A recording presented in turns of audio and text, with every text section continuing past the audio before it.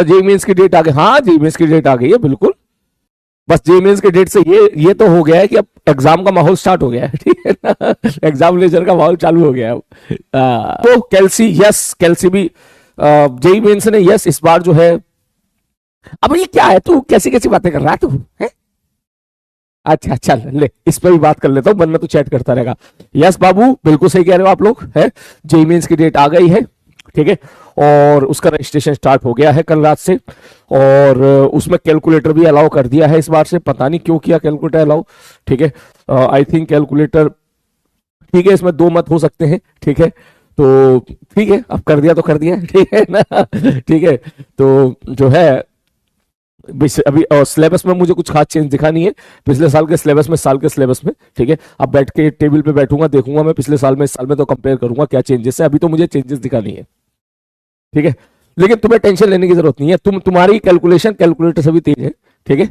हाँ, मैंने कई बार नोटिस किया इस बात को, जो तुम यकीन 2.0 वाले बच्चे हैं, मैं जब भी कोई क्वेश्चन देता हूं तुम फटाक से उसका आंसर निकाल के दे देते हो सही तरीके, तुम्हारी कैलकुलेशन बहुत अच्छी है, ये मुझे पता है बिल्कुल।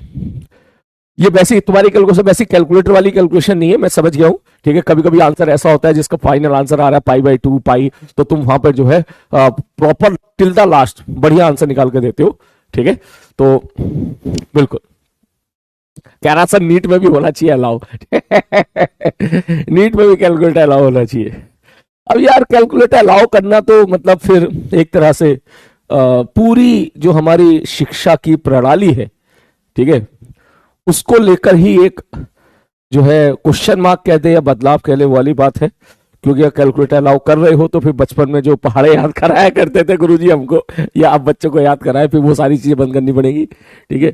लेकिन मेरे हिसाब से अलाउ तो नहीं करना चाहिए, है ना, अलाउ नहीं करना चाहिए। अलाउ इसलिए नहीं करना चाहिए ताकि क्योंकि इतना तो जानता है, देख जो बच्चा मेहनत करता है ना, जो बच्चा खूब क्वेश्चन लगाता है ना, तो उस बच्चे की कैलकुलेशन बहुत फास्ट होती है, जिसने बहुत ज्यादा सवाल लगाए होते हैं, बहुत फास्ट कैलकुलेशन होती है उसकी, ठीक है।